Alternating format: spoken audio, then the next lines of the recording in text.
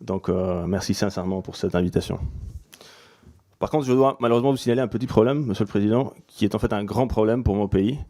Je viens de constater que je suis assis devant une carte qui montre les îles Malouines, las Islas Malvinas, comme faisant partie du Royaume-Uni de Grande-Bretagne, ce qui est en fait, pose un grand problème à différents niveaux, y compris juridique, parce que je ne peux pas, en tant que représentant de l'État argentin, parler librement devant cette carte.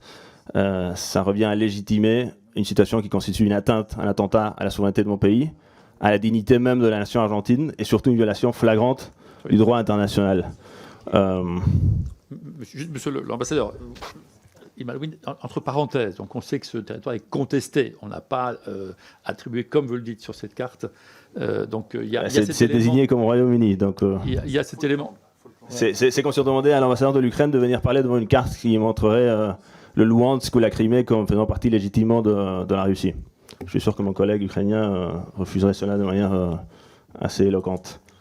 Donc je me permets de signaler, je ne sais pas s'il y a une manière de recouvrir cette carte pendant mon intervention, d'une manière ou d'une autre. Environ 15 000 soldats français, au moment les plus critiques de la guerre, juste après Verdun et la Somme, quand le peuple français était épuisé et avait justement besoin d'amis.